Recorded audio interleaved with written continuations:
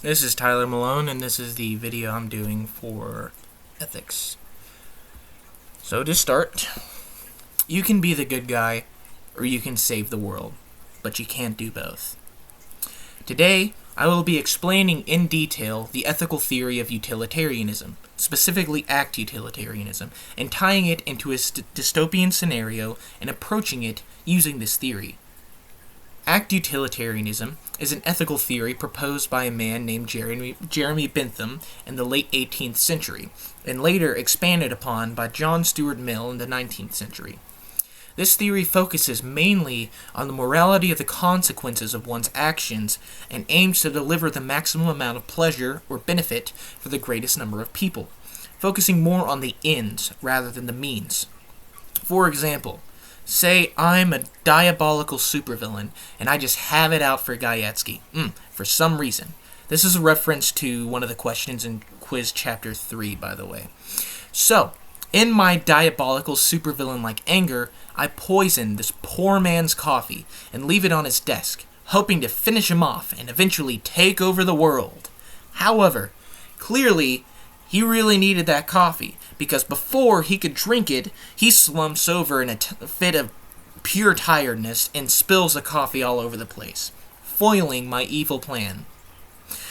Now, if you were to go around and ask people whether or not they thought my evil plan was morally the right thing to do, 90% of the people you would ask say it wasn't, obviously.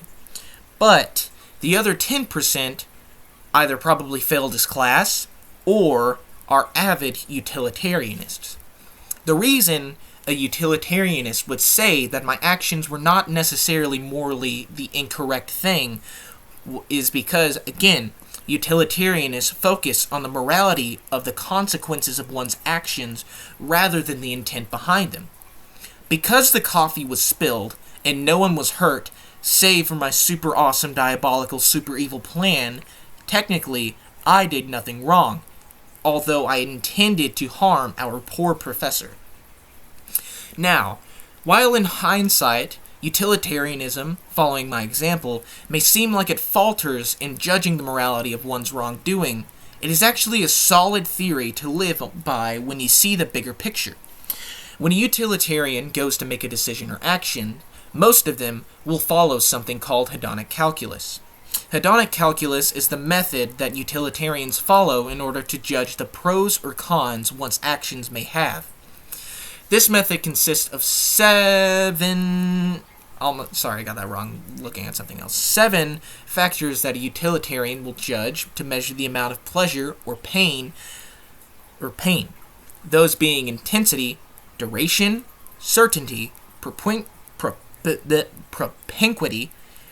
fecundity, purity, and extent.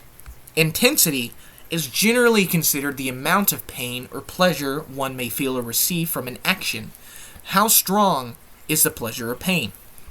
Duration is the measure of how long said pain or pleasure may last. Certainty is the likelihood of the effects of an action. Propinquity, or nearness, is a measure of how much the consequence will affect you as an individual, or a certain group of people, or how it will affect a certain group of people, yada yada yada. Fecundity is the question of will the action lead to more pleasure or pain. Purity is the balance of the amount of freeness from the opposite feeling. What will you feel more from the action? Pleasure, pain, or a mix of both? Extent is the measure of how many people may be affected by the action. Calling back to my example of poisoning my poor professor's coffee, let's look at it from the guide of hedonic calculus as to why that action was considered morally okay from a utilitarian perspective. The intensity aspect would look at the sharp intensity of the pain that Gaietsky would feel after drinking that awful coffee. The dull but ever-present pleasure that I would get from the success of my villainous plot. The pain my classmates would feel losing their super awesome ethics professor, and the pain that Gaietsky's family would feel losing him. From an intensity aspect, if my plan were to succeed, the pain that the others would feel would far outweigh the pleasure that I would feel from the success of my plan. However, Since my plan failed, Gaietsky only feels a dull pain from having to clean up his spilled coffee, and nobody else really feels anything from it. Now, the certainty aspect would show that there was no guarantee that my plan would ever work. Although, because Gaietsky is a coffee fiend for the sake of my example, my plan, at least on paper, was likely to work. The propinquity aspect shows that only I and Gaietsky were affected by my actions. The fecundity aspect shows that my actions probably would have led to more pain for those close to Gaietsky, and more pleasure for me, obviously. The purity of my actions shows a lack of a mix of pain or pleasure mostly. Mostly just pure pain for Gaietsky, pure pleasure for my diabolical evilness.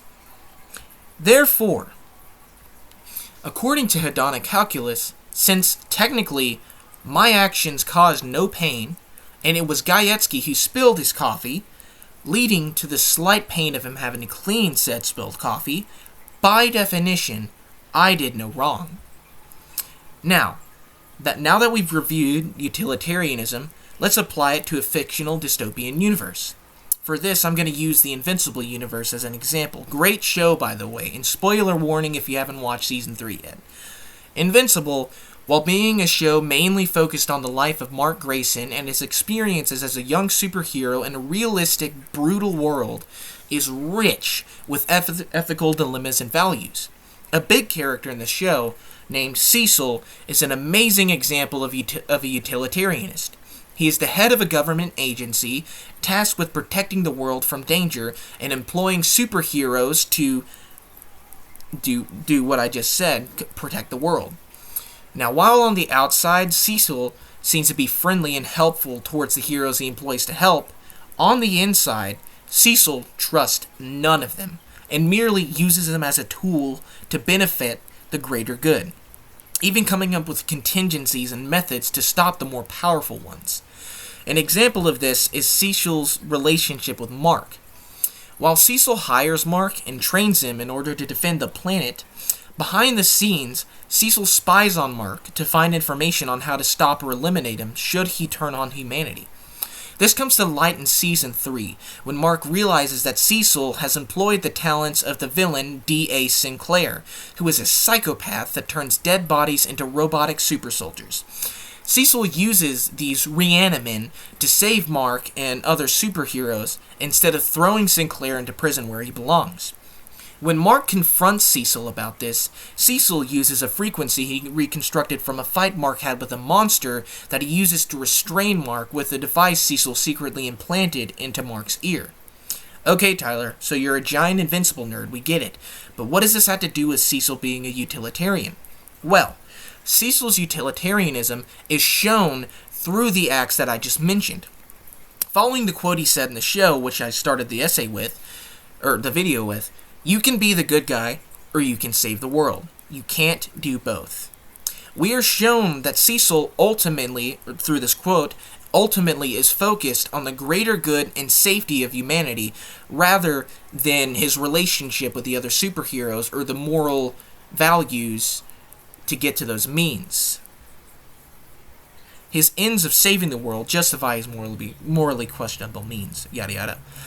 This is further highlighted through his employment of D.A. Sinclair in the show. Sinclair did awful things, and was responsible for the deaths of many people. Sinclair obviously should be going to prison for the rest of his life for what he did, but Cecil still uses him. Why? Although Sinclair is evil, he is still a genius.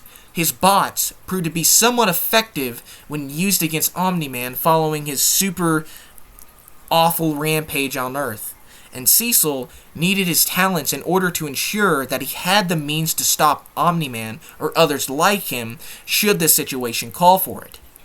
Even though Sinclair killed people and is an awful person, his talents and work done with Cecil's resources ultimately led to many others being saved. To conclude, utilitarianism, at least in my dystopian example, proved to be an effective means to save the most people.